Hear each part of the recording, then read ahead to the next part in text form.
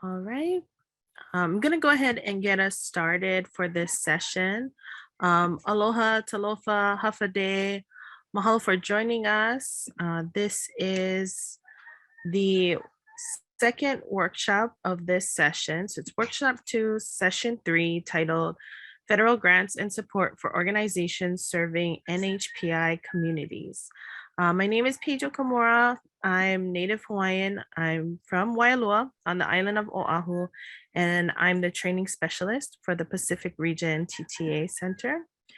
And the purpose of this session is to highlight and learn about additional funding sources and support from across the federal government outside of ANA that are available to community-based organizations serving the indigenous peoples of Guam, CNMI, America Samoa, Hawaii, and other Pacific communities living in the islands or on the continent.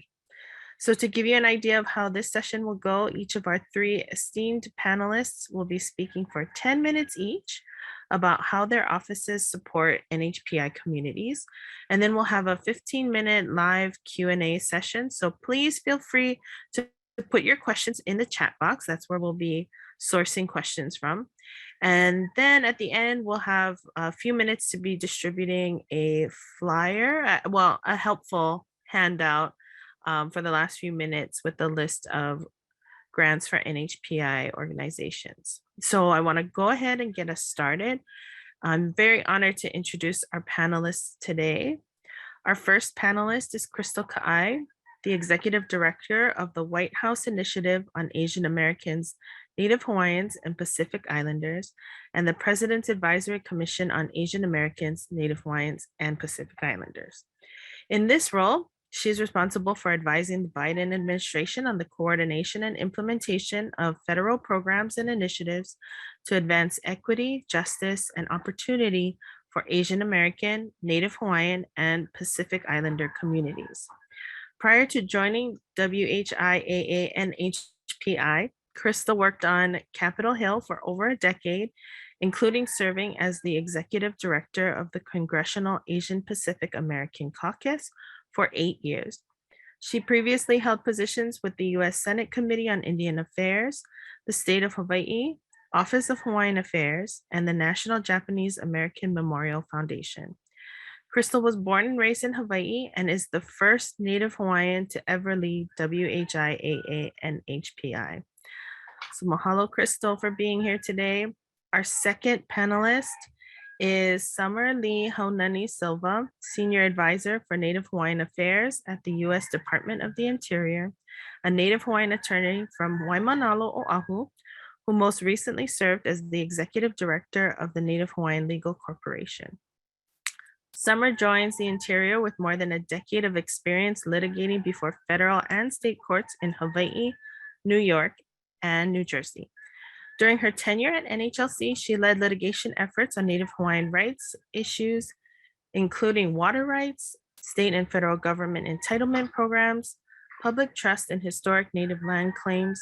Summer also holds a bachelor's degree in political science from Barnard College, Columbia University, and a JD from Cornell Law School. Mahalo, Summer. And our third panelist is Charlene Lazier, Director of the Division of Technical Assistance in the Office of Insular Affairs, United States Department of the Interior. She's been engaged in providing oversight of the Office of Insular Affairs financial assistance to American Samoa, the U.S. Virgin Islands, Guam, the Commonwealth of the Northern Mariana Islands, the Republic of Palau, the Republic of the Marshall Islands, and the Federated States of Micronesia for the past 28 years. As Director of Technical Assistance, Ms. Lazier coordinates the award, monitoring, and closeout of financial assistance and payments totaling almost $400 million annually. Financial assistance activities, which she coordinates, benefit the 7 insular areas and includes Technical Assistance Program, Maintenance Assistance Program, Coral Reef and Natural Resources Initiative, Brown Tree Snake Program, Guam Section 30 Income Tax Payments, Virgin Islands rum excise tax payments, American Samoa tobacco loan transactions, and OIA's contract with the Graduate School for Pacific and Virgin Islands training, capacity building, and consultation activities. Mahalo to all three of you for being here to support our NHPI communities. And with that, I will hand the time over to our first panelist, Crystal Ka'ai. Thank you so much, Paige. Aloha mai kako. It's so good to be here with all of you today. Hafa day, talofa. Good to, again, connect with fellow Native Hawaiian and Pacific Islanders. As Paige mentioned, my name is Crystal Ka'ai, and I am the Executive Director of the White House Initiative on Asian Americans, Native Hawaiians, and Pacific Islanders, or what we call WIONP for short. It's a little bit of a garble. It's a lot of letters, so we call it WIONP. And I'm also the Executive Director of the President's Advisory Commission on Asian Americans, Native Hawaiians, and Pacific Islanders. So I have a slideshow. I'm going to try to pull that up. Not sure if it is showing. Can you folks see this? Yes. Great. Okay. So just a little bit of background about this initiative, this White House initiative. It was created actually in 1999 under the Clinton administration by an executive order. And at the time, it was called the White House Initiative on Asian Americans and Pacific Islanders. It has persisted over the decades and over the past 2 decades, and it has really bounced around in different every administration has reauthorized this initiative, but it has bounced around and been housed in different federal agencies. So when it was first created under the Clinton administration, it was housed at the U.S. Department of Health and Human Services. Under the Bush administration and the Trump administration, it was housed at the U.S. Department of Commerce. And under the Obama administration, it was housed at the U.S. Department of Education. So just last year, President Biden reauthorized and reinvigorated this initiative through the signing of Executive Order 14031. And he decided to place this initiative back at the U.S. Department of Health and Human Services, which is where it originated over 2 decades ago. And what is unique about this executive order is that for the first time, Native Hawaiians are explicitly listed in the executive order creating this initiative. So just a little bit about our structure through the White House Initiative. We have 3 major components. We have the initiative itself, which is, as I mentioned, housed physically within the U.S. Department of Health and Human Services, or what we call HHS, and co-chaired by HHS Secretary Javier Becerra, as well as with U.S. Trade Representative Ambassador Catherine Tai. So they are the 2 co-chairs. They're both in the president's cabinet, and they help to really lead the work of our initiative. And we also have, as part of our initiative, a federal interagency working group that is comprised of 45 different federal departments, offices, and agencies that help us to really coordinate a whole of government response to advancing equity, justice, and opportunity for the Asian American, Native Hawaiian, and Pacific Islander community. And lastly, we have a regional network, which is comprised of over 400 federal officials based all across the country in our 10 federal regions, who really serve as our boots on the ground and help us to ensure that we're able to connect federal resources and ensure that they are accessible to AA and NHPI communities all across the country, from our East Coast all the way out to our Pacific Island territories and COFA states and everywhere in between. So we, through this apparatus, we really do work to ensure that collectively we can work together on a number of critical priorities for the Asian American, Native Hawaiian, and Pacific Islander communities.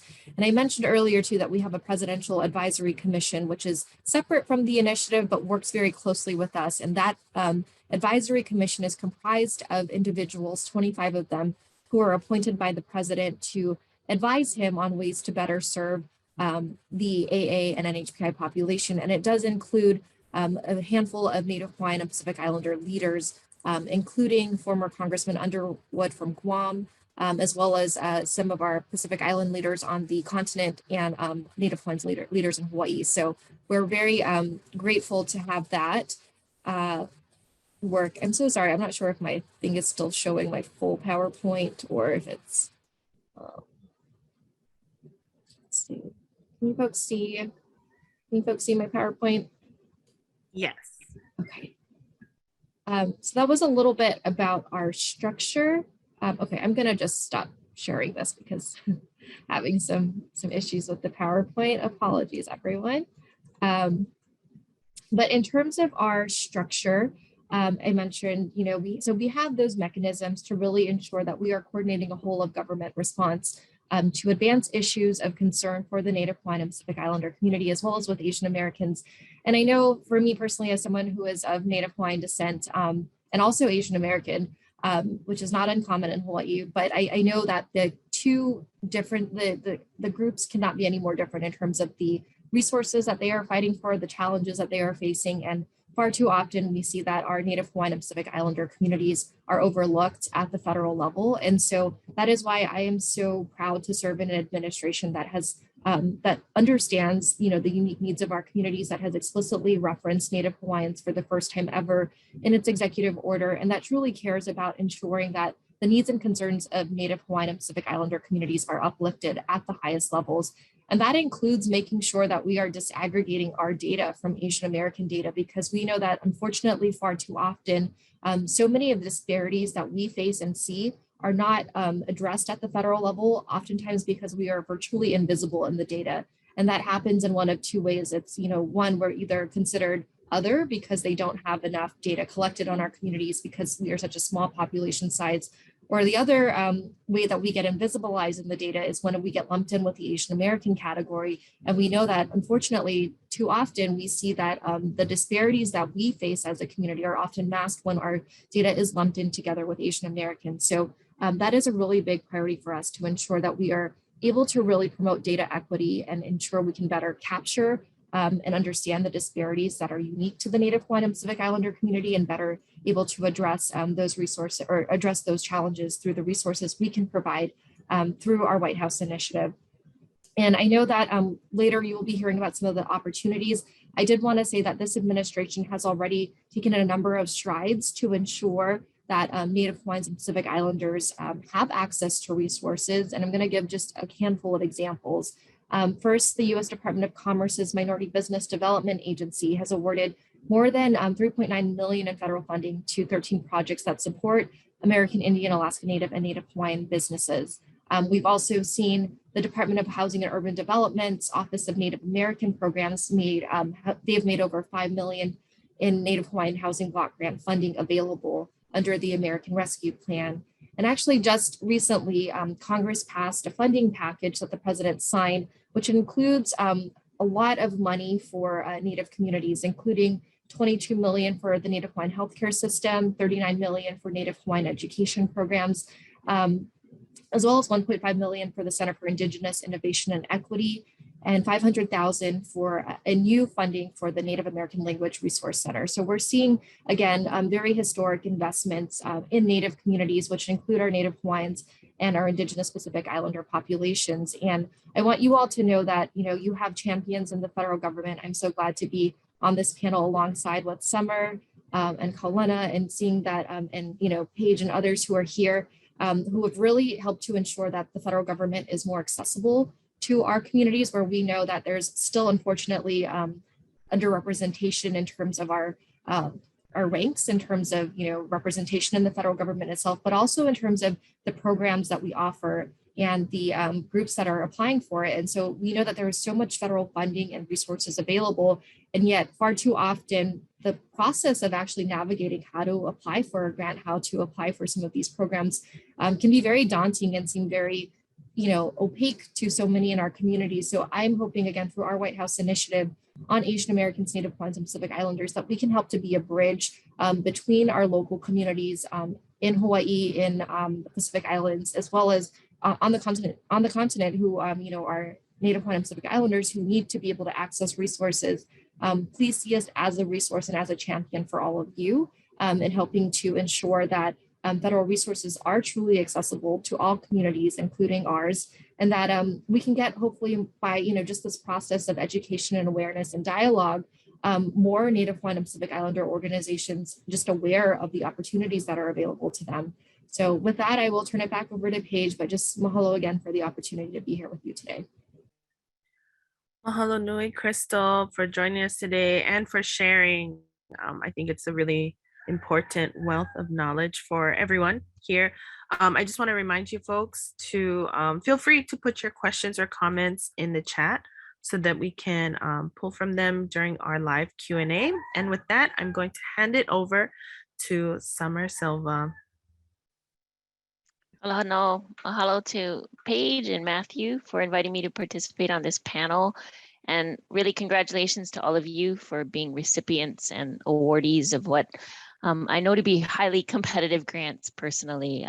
Your selection really reflects, I think, a faith and confidence in the profound impact that your work is going to have on the communities that we all care really deeply about. So I wanted to start by mahaloing you for serving them. As Paige mentioned, my name is Summer Silva. My ohana is from Waimanalo, going back 3 generations now. Before then, my ohana on my mom's side was from Lahaina, Maui, and on my dad's side from Hawaii Island. Waimanalo is where I resided before relocating to DC in January for this appointment with the Department of Interior, where I now serve as Senior Advisor to Secretary Deb Haaland for Native Hawaiian Affairs. Assuming this forum is a place where I could be a little more personal and informal, I thought I'd share more of my personal background to give you insight into really what I think are the values and the perspectives and the lived experience that I'm bringing to this high-level advisory role on policies that impact the Native Hawaiian community. For those of you from Hawaii, I'm a Sacred Hearts Academy alum and Iolani alum. I'm a lawyer by training, received most of my post-secondary education on the East Coast, but in between, I returned home to pursue graduate work in Pacific Island Studies at Manoa. And I really do credit that experience with planting the seed for a career in Indigenous rights law and advocacy in service to Native Hawaiian community. Admittedly, that seed didn't take root immediately. I had practiced, as you heard, commercial litigation in New York for about 5 years and then moved home to do similar work for a Honolulu firm, believing that geography alone would cultivate more meaningful pilina to the work I was engaged in. But when that didn't happen, I had almost left the law completely. And out of the blue, really auspiciously, a mentor of mine reached out shortly after I resigned from that last legal position to offer me a job with a small and grossly underfunded nonprofit, which I'm sure many of you can relate to, but doing really important work, practicing Native Hawaiian rights law exclusively for over 3 decades at that time. Needless to say, it's there that I found the pilina and purpose I was looking for and engaged for the first time in the most gratifying legal work and advocacy of my career.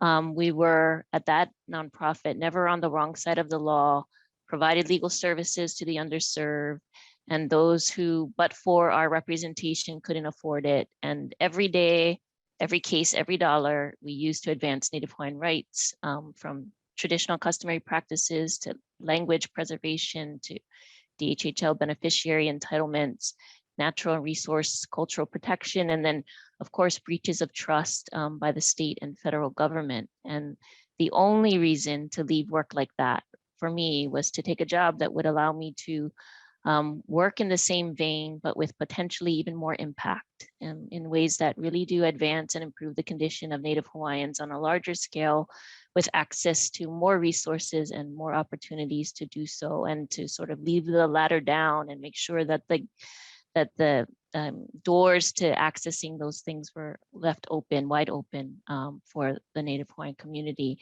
And so that's why I'm here.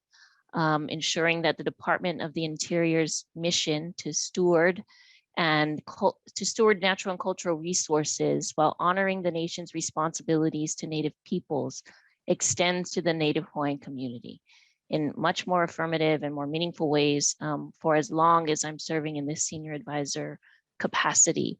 Of the over 150 statutes that are codified in the federal government's special political and trust relationship with the Native Hawaiian community. Certain of those trust responsibilities originate from the Hawaiian Homes Commission Act, the State of Hawaii Admissions Act, and the Hawaiian Homelands Recovery Act, and are discharged by the department secretary on that office itself. And since about 2004, the Office of Native Hawaiian Relations has been principally responsible for carrying out the Secretary's trust responsibilities to Native Hawaiians. That office is staffed by 3 full-time career employees. 2 of them are located or based out of Hawaii and 1 works out of DC.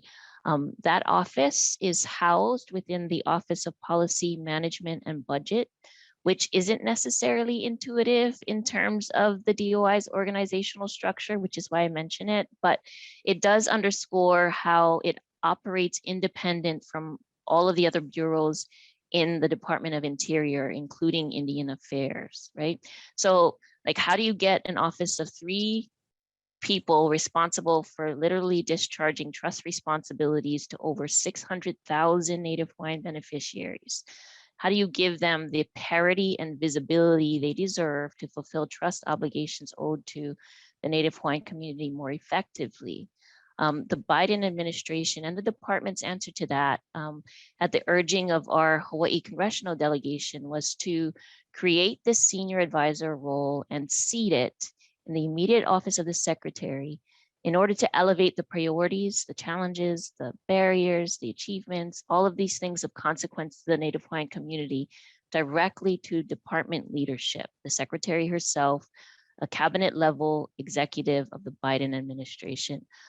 So while the Office of Native Hawaiian Relations physical footprint in the department, let alone all of government, when we think of the, millions that the government employs, is admittedly small.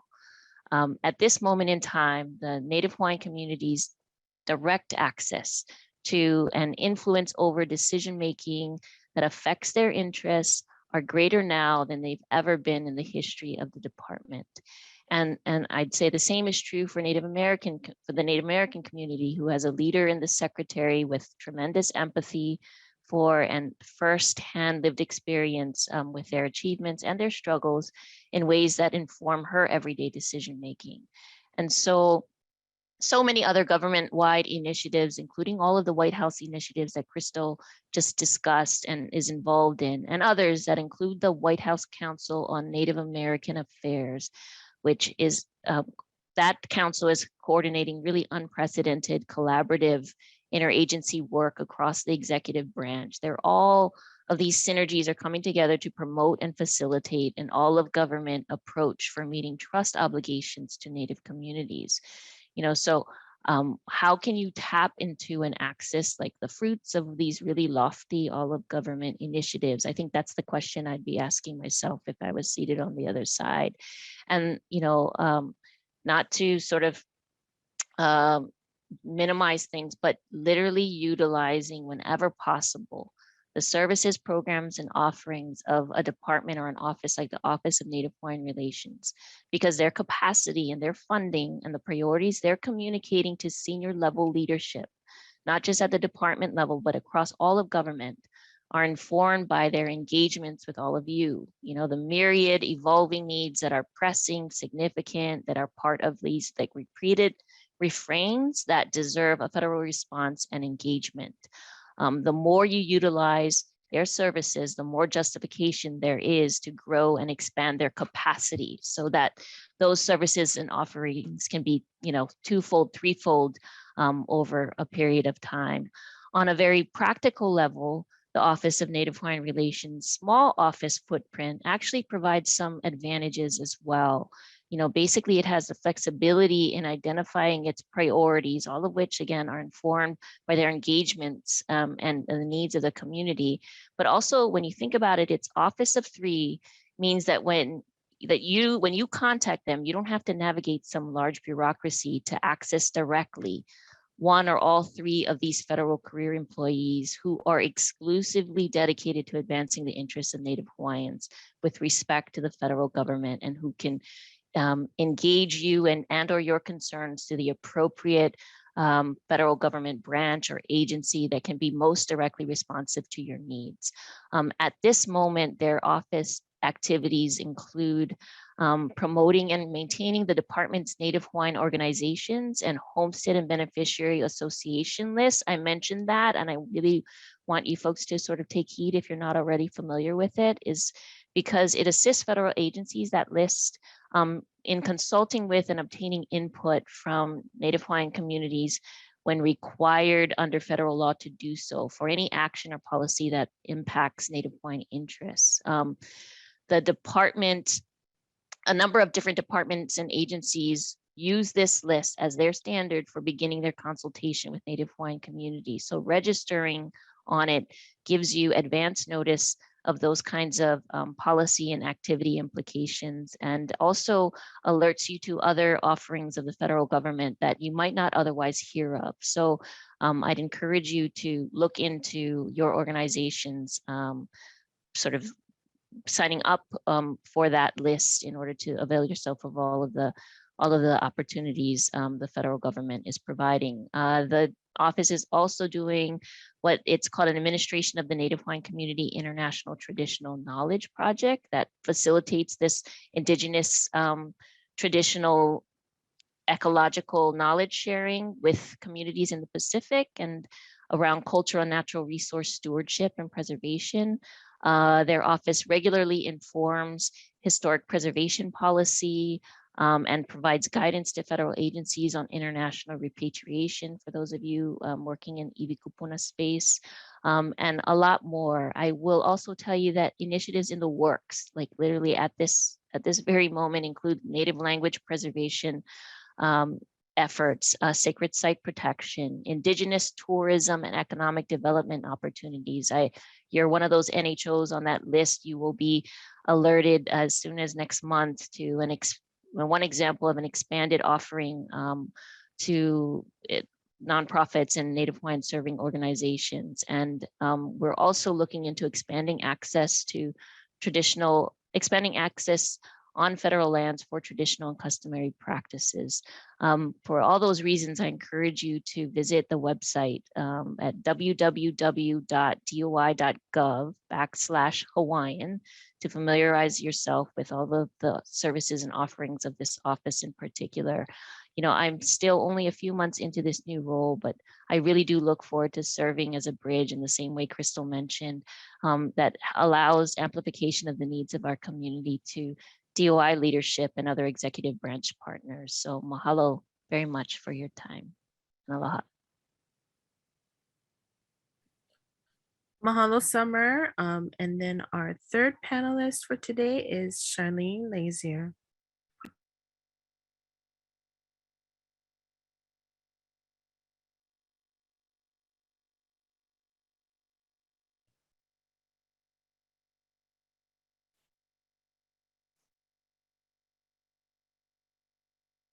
There we go. Can everybody hear me now? Yes. And can you can see the slide? Yes, good Great. to go. Great. So I want to thank you today for inviting my Deputy Assistant Secretary, Keone Nakoa, to participate. Unfortunately, he has to express his apologies. He is on travel right now doing some work for our office. But on his behalf, he asked me to share a little information with you all on grant programs for which the communities and nonprofits might be eligible at our office. I'm also from the Department of Interior. I'm the Director of Technical Assistance for the Office of Insular Affairs. And as you can see, the Office of Insular Affairs is part of the Department of Interior, much like Summers Group. The Department of Interior manages and protects our nation's natural resources and cultural heritage. And we also honor our trust responsibilities and commitments to American Indians, Alaska Natives, and affiliated island communities. And basically, Interior is a large organization, and you can see through these different assistant secretary offices, we cover a broad program responsibility: land and minerals management, fish and wildlife and parks, water and science, Indian affairs, and insular and international affairs. Our organizations all fall within those assistant secretaries. And then let me see if my slide will advance for you. So part of our Deputy Assistant Secretary office, who I report to, includes Insular Affairs, and that's where our grant programs are run. We also have International Affairs and Oceans, Great Lakes, and Coastal Activities under the Assistant Secretary for Insular and International Affairs. And our program responsibilities and our grants, the folks that are eligible are those in the 7 insular areas that we have the authority to grant funding to and oversee programs for. And that includes, in the Pacific, it includes Guam, the Northern Mariana Islands, the Palau, the Federated States of Micronesia, the Marshall Islands, American Samoa, and the U.S. Virgin Islands of the Caribbean. We also do some limited grants to Hawaii, mostly for the brown tree snake prevention and control program. And our office is also small, a little larger than Summer's office. We have in DC roughly 22 people. We only have about 31 people worldwide in the Office of Insular Affairs. However, we oversee approximately $680 million in grant funding that goes out to those areas and Hawaii. And our organization is tiny, and it's basically comprised of the assistant secretary, and the deputy assistant secretary reports to the assistant secretary. Our assistant secretary has been nominated. That's Carmen Cantor, who's the ambassador to the Federated States of Micronesia. She's not with us yet. We have a director, a career director, and 3 main divisions, which are the policy division, the technical assistance division, which is my division, which handles most of the discretionary grant programs, and our budget and grants division, and they handle mostly compact related grant mandatory programs. We have field offices, tiny ones, 1 person in American Samoa, 1 person in the Northern Mariana Islands, 1 person in Guam, 1 person in Pohnpei in the Federated States of Micronesia, and 1 person in the Republic of the Marshall Islands. We have a small office in Hawaii with 4 staffers who help us administer our Compact to Free Association grants and grants to those areas. And this is basically a summary of our budget. It shows we have over $600 million, and it's basically the red versus the blue is showing you my division in technical assistance handles the chunk that's the $332 million and $41 million. And for purposes of this presentation, I'll go through a few of our activities that are discretionary grants that nonprofits and Native and indigenous people can apply for through nonprofits as well as local governments. And so the main projects I wanted to mention today are the technical assistance program. We actually got 22 million now. We had 21.8 million last year, and through the omnibus, we got an extra million. So we're happy about that in technical assistance. And we have $4 million in maintenance assistance, and brown tree snake control, which helps protect Hawaii from the brown tree snakes spreading from Guam to there. It's 3.5 million, and coral reef and natural resources is approximately $2.6 million. So a little bit about the programs. Our technical assistance program is our broadest program in terms of what we're allowed to fund. So basically all of these categories here, if you can see this slide, are topics and areas of priority for our office. And it's very broad because our funding is not 2 years ahead in the normal budget cycle. We get the $22 million, and we are allowed to wait until we get applications to determine exactly which priorities that funding needs to cover for that year. So it's everything from health, education, economic development, capacity building, financial management, training, natural and cultural management, resources management, invasive species management, public safety. So basically all of these categories, we are able to fund grant requests for insular areas. So technical assistance grants, which is the broadest category of grants again, that our program is meant to provide funding when you can't get it from another federal agency. So we try and save our money because it's specifically for the insular areas I mentioned. And if you can get that money from another federal agency, we ask that you go there first and use our funding for projects for which you can't receive federal funding from other areas. Because like I said, our funding is meant for urgent emergency needs or needs that you know now, and you don't have to plan 2 years ahead like a normal budget cycle in a normal federal program. And this allows us to help out sometimes, like with COVID, we provided CARES Act funding for COVID vaccinations and test kits and things like that.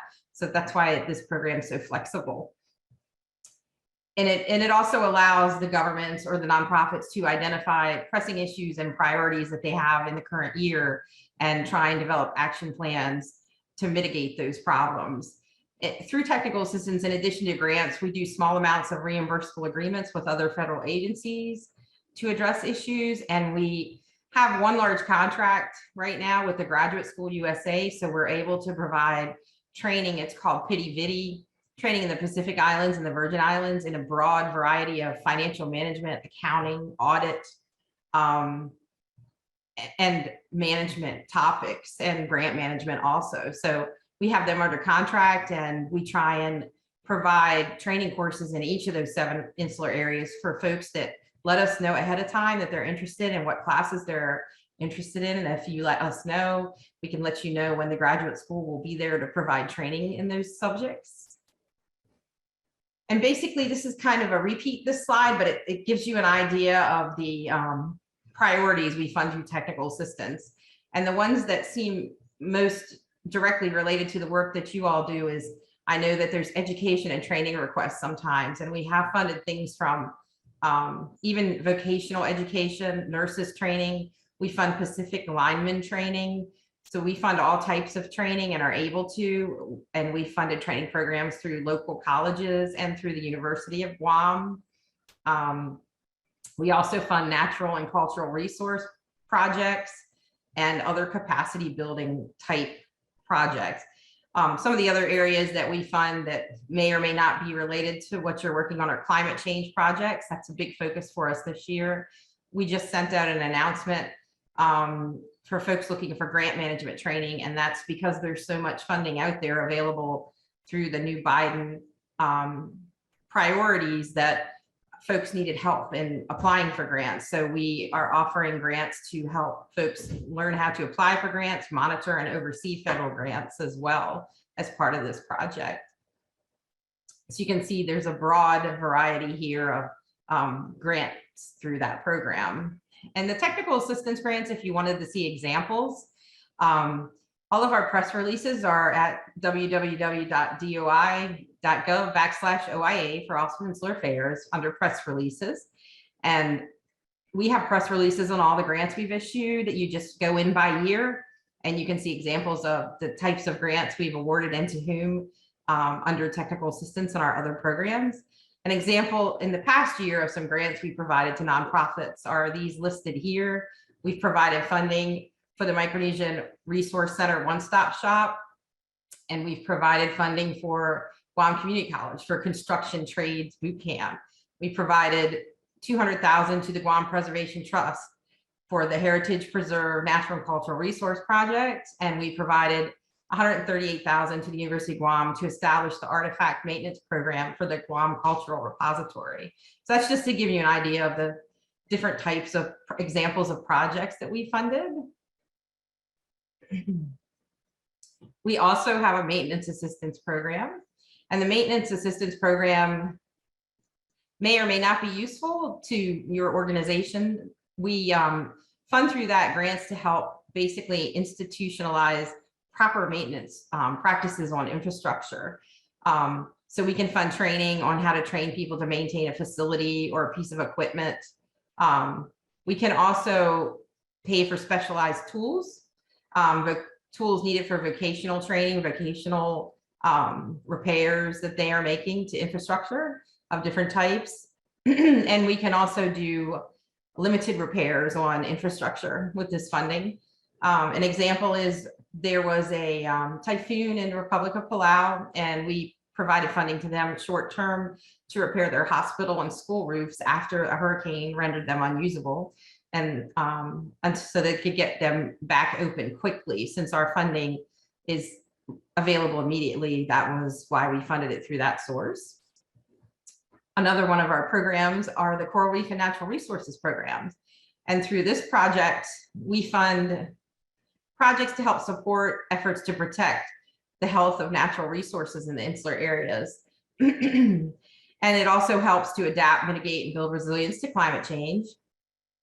And as an example, the coral reefs help protect the islands from coastal erosion and storm damage and provide habitat to numerous marine species and support important tourism and recreational industries.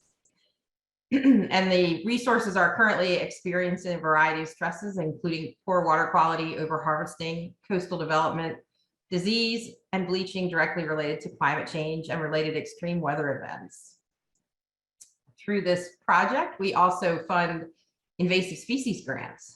So we've provided many invasive species grants to nonprofits to help detect, respond to, contain, and eradicate invasive species.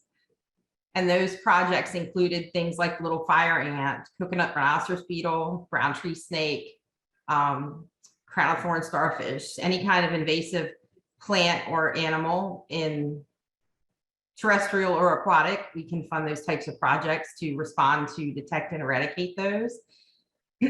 We've also funded the brown tree snake, like I said, is funded to keep it from spreading, for those of you who don't know, to keep it from spreading from Guam, where it has eliminated all the birds. There's no birds on Guam, and we don't want that to spread to Guam or Saipan, the Northern Marianas, or any other islands. So our program is mainly to eventually eradicate, but to control that brown tree snake and stop it from spreading to the other insular areas. And this basically slide tells you who's eligible to apply for our funding. And it's competitive. So it requires a grant application, and then they're all rated, and they decide based on committee and the merit scoring on which grants to award. And insular area governments, academic institutions, and nonprofits organizations can apply. Our grants are all fall under CFR 200, and our grant recipients, the grants themselves, must benefit the 7 areas that I mentioned that are listed here. And this is just basically a slide showing you, we have a press release with our grants.gov applications are all at grants.gov. And this is talking about the capacity grant that I mentioned earlier. And this is a listing showing on, if you go to www.grants.gov under 15.875 CFDA number, you can click on our grant announcements to see what they fund and how long they're open. They were actually supposed to close April 1st, but we decided to extend them 2 weeks. So the funding opportunities will be open, and the deadline is April 15th now for these various programs. So I turn it back to you. Mahalo for allowing me to present, and I hope there was some useful information that might be used there. Thank you very much. Thank you, Charlene. Thank you, all 3 of you, for sharing. This is really good information. It's not often that we have all 3 offices who support our Pacific communities in one room. So just a reminder, please feel free to put your questions and comments in the chat. We're going to go to our Q&A section now, and our first question came in for Crystal from Rosia Curry, who's an ANA program specialist. She said, as you talked about disaggregation of data and how our communities often get lumped into one, do you think it would help to establish a new initiative, an executive order focused on NHPI separately, bringing NHPI issues to the forefront as well? So that is a really excellent question. And I think that is one, for our communities to have to decide. Like I said, this administration has made a very intentional push, President Biden and Vice President Harris, to be inclusive of Native communities in ways we have never seen before, including by appointing Summers Boss, the first Native American to ever serve in a presidential cabinet, Secretary Holland. And so I know that, what we are seeing right now is the elevation of Native communities, but also I think for Native Hawaiians and Pacific Islanders, there are a couple of things to think about. And this is, again, where I think we have not reached consensus, because this topic did come up actually before this White House initiative was reauthorized. There is currently a White House initiative also for Native Americans. And so it was signed through an executive order last year. It's the White House Initiative on Advancing Educational Equity, Excellence, and Economic Opportunity for Native Americans and Strengthening Tribal Colleges and Universities. And so Native Hawaiians and Indigenous Pacific Islander communities are also included in that executive order, as well as in the one that I mentioned, the White House Initiative for Asian Americans, Native Hawaiians, and Pacific Islanders. So we kind of have these dual hats we wear. We sometimes get lumped in with the Asian American community, sometimes with the broader Native American population.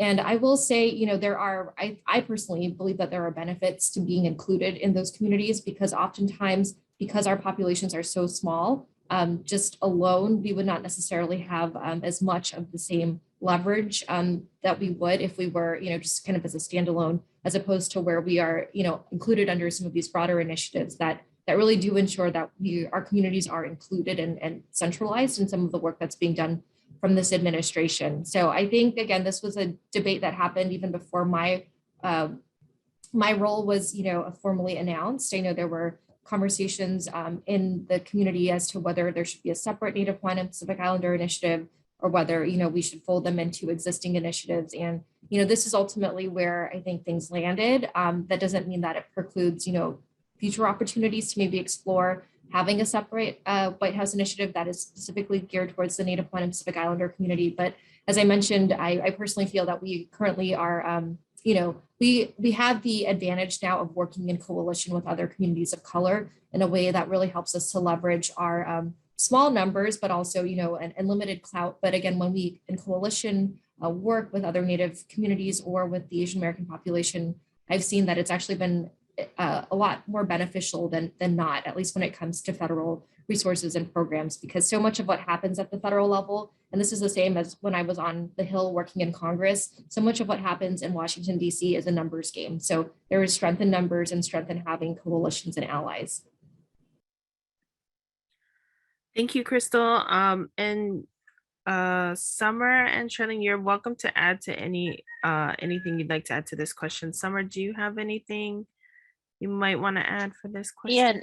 Yeah, well, just to say that, Crystal's perspective and insight on it is really an insider's take and beneficial for that reason. And I agree with her, there's some advantages and then, there's admittedly some disadvantages too. I know that for Native Hawaiians, the grouping with the Native American sort of category has, afforded us making some strides in like consultation and federal trust relationship obligations. At the same time, sometimes we're left out because of the assumption that things are being taken care of by way of our association as a race versus a political status with the Asian American and Pacific Islander community. So, it's about utilizing these spaces as effectively as possible and leveraging all of the opportunities that we can when we're in it, and then being mindful of future opportunities to make improvements on what we're learning. I also know that different agencies are taking the initiative to disaggregate data based on some of their programmatic services and offerings. For example, the Department of Treasury is looking into disaggregating data when it comes to Native Hawaiians, separate and apart from Pacific Islander and Asian American communities, in order to be more responsive to the needs of like DHHL beneficiaries in particular. And so, it does take like a all of government approach to make it as far reaching as possible, but different departments and agencies also have the discretion to avail themselves of, more progressive initiatives to the extent that they're responsive. So I'm going to take this opportunity to tell Charlene, to tell her boss that maybe there is room and space for our two departments or offices to work together to do something responsive to the Native Hawaiian Pacific Islander situation. So, mahalo. Mahalo, Summer. Charlene, is there anything you wanted to add maybe for this? Thank you, Summer, for that invitation. I will pass that along, and we do look forward to working together. And one of the things she was mentioning, the disaggregation of data, is we noticed that there's a disparate amount of data for our Pacific Islander communities.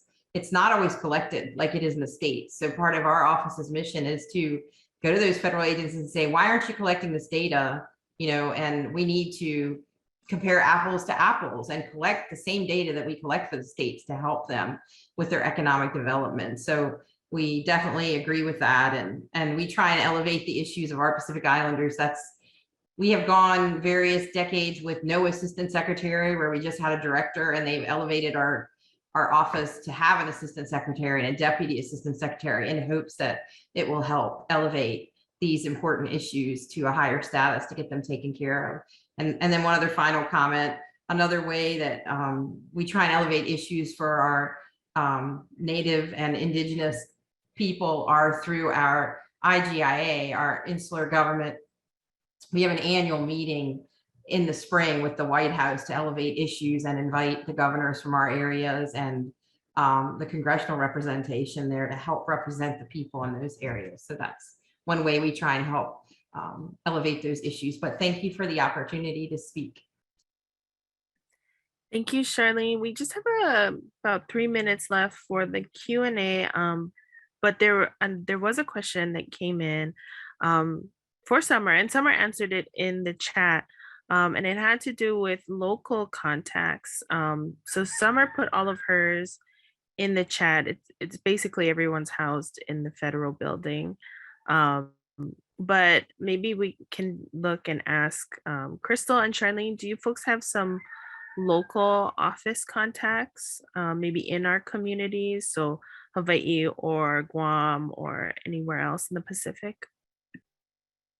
I will jump in. So we do have a regional network that I mentioned earlier, which is comprised of officials, federal officials based in the 10 federal regions across the country. So the region that most closely corresponds with, I assume, the majority of our grant recipients who are here today would be Region 9, which includes Hawaii. It includes also parts of California, or all of California rather. It also includes the Pacific Island territories and some of our Pacific Island nations. So I will drop that in the chat. We have a Region 9 lead. Her name is Hanako, who is really engaged and has helped us to do a number of events in the Pacific region. And we've been doing things virtually for now because of the pandemic. But as things start to get better, we will start to be doing more in-person travel. But just last year, we did a virtual roundtable for Hawaii and the Pacific Islands region specifically. And we did include in that translation services for those in American Samoa, as well as for our friends in the Mariana Islands, as well as Guam, who needed Chamorro translations too. So I will just drop more information in the chat. But again, please know that the federal government is not just based in Washington, D.C. You have people really all across the country who are at your disposal and able to help be a resource to you. Mahalo, Crystal. Charlene, I don't know if you want to say anything about it, but she did list her website in the chat, where you can find their field staff locations. Mahalo. Go ahead, Shani. I actually just added another link. If you click on it, it'll give you all of our staff worldwide, our whole 30 people and their contact information. So if you're trying to reach someone in American Samoa, you'll see Lydia listed and her contact information and so on for the other areas. Thank you. Thank you, Charlene. It looks like those are all the questions we got, and it's kind of right on time. So again, I just wanted to really extend my gratitude to all three of you for joining us today and sharing the different resources that our communities are in need of that you folks provide. And I'm going to hand it over to Matt, who's going to go over the handout that he just put in the chat. Yes, and thanks again to all of our awesome presenters today. As you can see, lots of advocacy happening throughout the federal government. Resources available now, resources soon to be available. And these are resources that, we grantees, either, if you're getting funding from ANA or ACF, it really aligns with a lot of the work that we're doing now, whether that's regarding, Native-led economic development efforts, stewarding land, even some Native-led tourism efforts. I know some of you SEDS recipients have some work that have to do with the Native Act, and that's a part of the overlap we have as well. So in the chat, I dropped an Excel document. Our office compiled grants that may be, applicable to the work that you're doing. So whether that's grants specific to Native Hawaiians and Pacific Islander communities, or just grants that have to do with the kinds of work that you all are doing. And so we looked through the list of grantees based in the Pacific, found common themes among the work that you all are doing, and tried to compile current funding opportunities that align with that. So use that to expand some of your work, to sustain possibly some of the work that you're doing with ANA or ACF, and also maybe to make connections with some of the contacts in those offices. And The funding opportunities that Charlene mentioned from OIA are also in that list as well, with direct links to the funding package on grants.gov. So go ahead and look over that with your team. If you have any questions, feel free to reach out to us or the contacts listed there on those in that document. And we're always here to support you as well. The ANA Pacific Region Training and Technical Assistance Center, we have 4 staff. Paige here is our training specialist. We also have a full-time technical assistance person. I'm the regional director. And our outreach person, Shisa, loves to share funding opportunities on our newsletter as well. So we're here to offer our help for free to any organization that's Native-led, serving our community. We know many of you, and we'd love to get to know the rest of you as well. So grab that in the chat, and we'll hand that out as well after the session, as well as the recording to this workshop will be available to you as well. And I'll hand it back to Paige to close us out. Mahalo, Matt. So don't forget to download the handout from the chat. Mahalo to Crystal, Summer, and Charlene for joining us today. But that concludes today's session. You might want to save the chat so that you can get all of the information that was put there today, the contact information, the agency websites. And like Angel and Jesse said, don't forget to join for the plenary, the closing ceremony after this today. But mahalo to all of you for joining us, and mahalo to our panelists. Thank you all for coming. And that concludes this session. Mahalo.